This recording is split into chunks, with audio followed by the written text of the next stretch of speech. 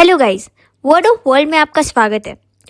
दोस्तों, मैं एक चीज़ सोच रही थी तो मैंने सोचा आपसे भी शेयर किया जाए कि अगर शोले और कर्मा की शादी हो जाए तो क्या होगा।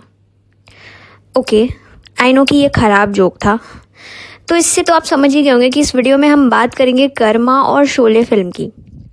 दो फिल्में, दो महानायक, दो विलेन और दो कहानियाँ जो आपस में जुड़ी हुई सी लगती हैं।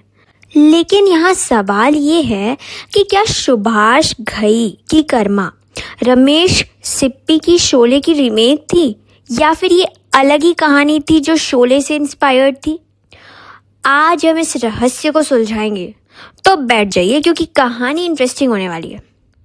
अच्छा, आप पहले से बैठे हुए हो क्या? अरे तो खड़े होके बैठ जाइए ना।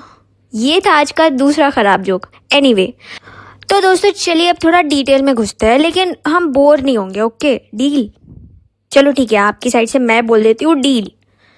शोले में ठाकुर बलदेव सिंह दो बदमाश जय और वीरू इनको हायर करते हैं ताकि वो गब्बर से बदला ले सके।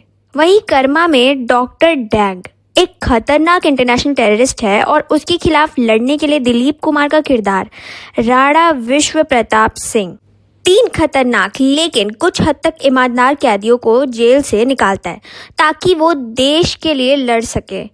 मतलब एक ही कहानी का दूसरा वर्जन, या सिर्फ इत्तेफाक कह सकते हैं कि स्टोरी का बेस एक है। चलो गाइज, मैं आपको एक सिचुएशन देखिए एक्सप्लेन करती हूँ।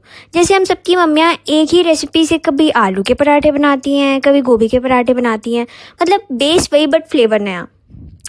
Okay guys, I am sorry but ये वाला जोक अगर आपको पसंद आया ना तो चैनल को सब्सक्राइब कर लीजिए। वीडियो को लास्ट तक ज़रूर देखिएगा क्योंकि पिक्चर तो अभी शुरू हुई है। दोस्तों, अब बात करते हैं विलेन की। दोनों फिल्मों में टॉप के विलेन हैं। शोले में गब्बर और कर्मा में डॉक्टर डैंग। दोनों अपने अपने टाइम के सुपर विलेन हैं और दोनों का इंसानियत से कोई लेना देना नहीं है।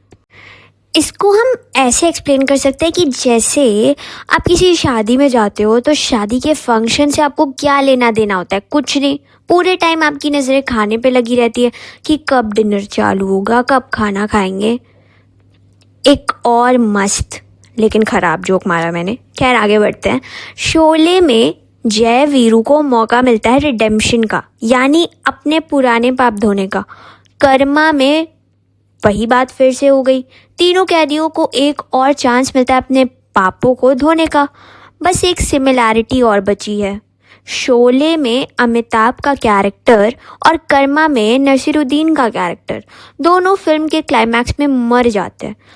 हालांकि दोनों के मरने के तरीके में गोली बारूद, मतलब कि ज़मीन आसमान का अंतर है, पर फिर भी दोनों इम्पॉर्टेंट कैरेक्टर्स के मरने वाली सिमिलैरिटी तो है ही। अब सवाल ये उठता है कि क्या कर्मा बस शोले का नया अवतार था या फिर एक नई सोच के साथ एक नया पैकेज था? दोस्तों, यहाँ पर सुभाष घई थोड़ा चालाक निकले। उन्होंने शोले के बेसिक स्ट्रक्चर को लिया लेकिन उसे देशभक्ति और इमोशन के साथ ऐसे पैक किया कि वो एकदम फ्रेश लगे। चलिए एग्जाम्पल के लिए मैं एक चीज़ समझा देती हूँ ताकि आपको ईजिली समझ आ जाए। अगर शोले बटर पनीर है तो कर्मा उसी मसाले से बनी कढ़ाई पनीर। मतलब समझ रहे हो, स्वाद अलग लेकिन इंग्रेडिएंट्स तो वही हैं। तो आखिर क्या जवाब है? कर्मा रीमेक है या नहीं?